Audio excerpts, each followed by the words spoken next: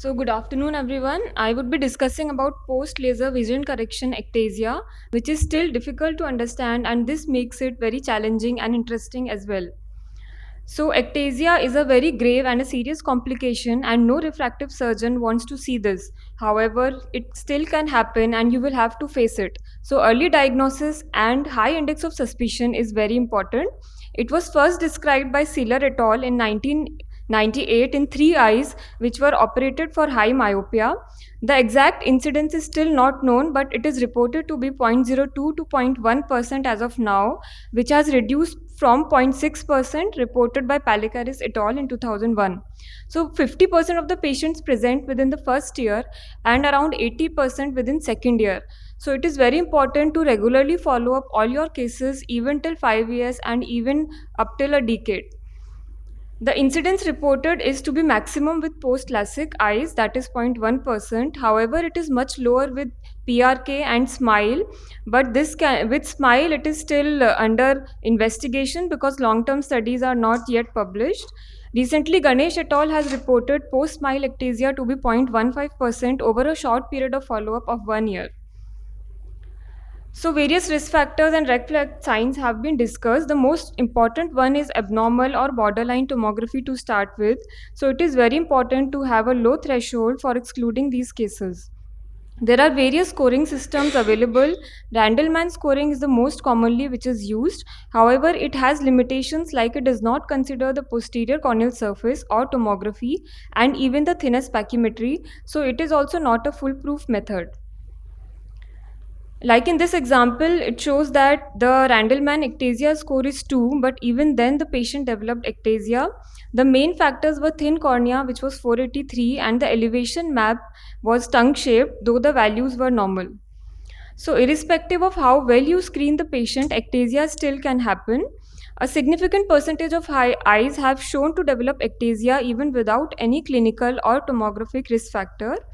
So let's say that even after meticulous screening and taking all precautions, we come across such patients. So how will you diagnose it as early as possible?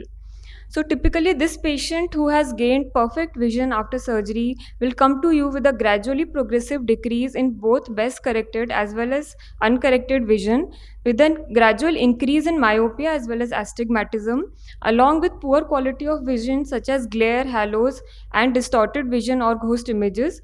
So keep a very high index of suspicion and always investigate. Do not misdiagnose as regression and retreat, which would worsen the visual outcomes. Also, it is important to rule out dry eye and dysfunctional tear syndrome, which can also lead to poor quality of vision sometimes. So when you investigate further, you can see there can be clinical signs of ectasia, increase in anterior and posterior elevation, the cornea becomes more prolate, and there is an increase in spherical aberration and coma. There is progressive steepening and thinning, but the most important thing to diagnose is the posterior corneal surface steepening. So though there are no standard criteria, Randleman has proposed some factors like as compared to the immediate post-LASIK parameters, change in refraction by 2 diopters, reduce in vision by 2 or more lines, and increase in corneal steepening by 1.5 diopters is significant. So documentation of all findings at every follow-up in a post-refractive surgery patient is very important. So serially document uncorrected as well as best corrected vision, refraction, keratometry values. Look for any abnormal retinoscopy reflex, check for quality of vision. If any patient is complaining of any kind of glare, halos, then please investigate. And whenever you see there is a progressive increase in all these parameters, then it is a sign of ectasia. So the most important investigation is corneal tomography to see the posterior corneal surface, which is first affected in these ectasia patients. Along with this, serial pachymetry and corneal aberrometry can be done. So to confirm ectasia, you look at the posterior corneal surface using the tomography. Any significant change in the posterior surface, like in this case, we can see a localized posterior elevation, is very important. Serial scans are important to see progression, which is often rapid.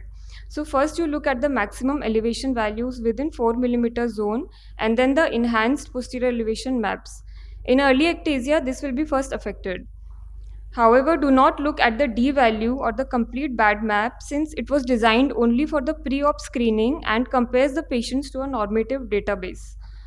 So in early ectasia, very subtle changes like mild increase in posterior elevation and steepening of the anterior surface are seen, and you can detect if you compare it with the immediate post-op maps. So it is important to perform tomography at 1 month post-op also, so that you can compare later.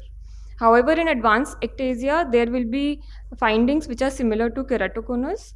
Important predictors in the diagnosis include BCVA, refractive spherical equivalent, highest posterior elevation within 4 mm zone, spherical aberration and coma, and the Q value. So a significant increase in the maximum elevation values, reduction in thinness pachymetry along with a more prolate cornea giving rise to a more negative Q value, along with a significant increase in the keratometry values, Kmax, corneal cylinder, and irregularity indices is significant. Another important finding is that in early ectasia, the location of the steepest point is mostly central if the baseline cornea was normal. However, if the baseline cornea was FFKC, then inferior ectasia is more common. Next, you always see the serial maps and progression displays. You can compare any 2 or 4 maps on tomography. Pre-op and serial post-op scans are important along with the differential maps. Then in the corneal aberrations, there is maximum increase in vertical coma and spherical aberration negative value also increases, which explains the poor quality of vision. Grading system has also been proposed on the basis of these 5 predictors, which can help to quantify ectasia and monitor the progression. So coming to an example, this is a 21-year-old female with moderate myopia. There was no history of any other ocular or systemic complaint. Refraction was stable, so she underwent LASIK workup. Corneal topography was documented as normal, and all the other parameters like PTA, RSBT, and the ablation depth, flap thickness were normal, so microkeratome LASIK was done for this patient. However, on follow-up, she presented with diminution of vision at 1 year also. So what do you suspect, ectasia or regression?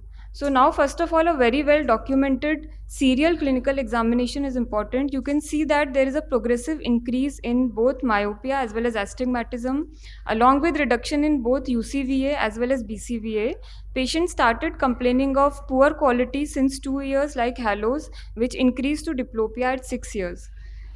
So if you again go back and see the pre-op baseline tangential topography, changing the scale and reducing the range, you can see that there is a significant superior steepening with abnormal asymmetry of 3 diopters.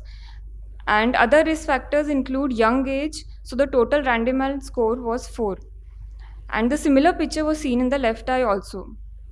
So now you can see that even at 1 year follow-up, there was significant astigmatism along with diminution of vision. So the first step at this time is to evaluate the posterior corneal surface and do a corneal tomography. But in this case, it was done at 2.5 years, and then she was diagnosed at 6 years, and CXL was done at 6 years. So if you see the trend of tangential curvature, then in the central 3 mm zone, there is a progressive steepening and increase in cylinder from 1 to 3.5 diopters. You can see that the color in the central area has changed from blue to green at 2.5 years.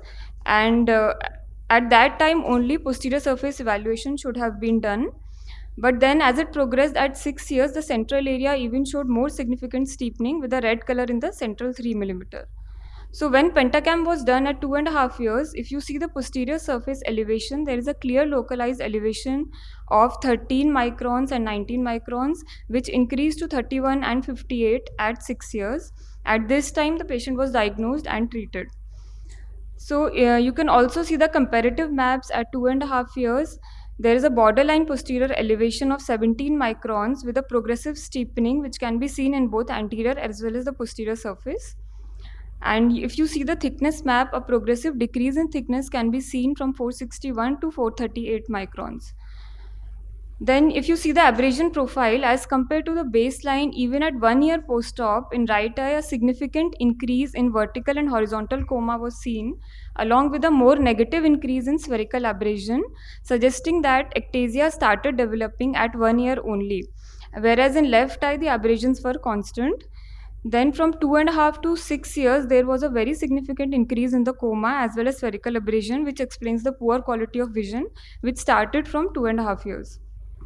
In this progression display also, you can see that maximum changes are present in the posterior corneal surface from 2.5 to 6 years in the right eye. And whereas in the left eye, there is no significant change till last follow-up. So now if you see carefully at 1 and 2.5 years follow-up, a significant increase in astigmatism along with reduction in UCVA and BCVA with poor quality of vision. On investigating progressive steepening of the anterior surface with increase in keratometry values, corneal cylinder, Kmax, and reduction in pachymetry are all suggestive of ectasia. This is another patient which developed ectasia following SMILE. This is the pre-op tomography, which shows only one borderline risk factor of posterior elevation being 16 microns within 4 millimeter. However, at 1 year post-op, corneal cylinder increased to 1.2 diopters with central steepening and reduction in pachymetry. And at 1.5 years, significant increase in posterior elevation was seen, along with central steepening suggestive of post-SMILE ectasia. This patient was planned for corneal collagen cross-linking. So other modalities which can pick up early ectasia include corneal biomechanics, epithelial profile, and Bowman's membrane thickness. So why we can't explain ectasia with tomography alone? There are other risk factors like biomechanics, subclinical inflammation, eye rubbing, allergy, and pregnancy. This is a wonderful article which explains the pathogenesis of ectasia. This article explains the role of subclinical inflammation. So in post-classic ectasia, they have reported that there is a very high density of dendritic cells as well as poor nerve regeneration, along with increased inflammatory markers in the tear film. This study also shows that there is an increased elevation in the tear levels of MMP9, suggesting a subclinical inflammation. So at last, if you want to differentiate it from regression, in regression, the best corrected visual acuity is within normal limits. The quality of vision is also normal. The corneal aberration profile will also be normal, and the posterior cornea in most of the cases remains stable. Though the most common cause of regression is epithelial hyperplasia, it often presents with anterior corneal steepening.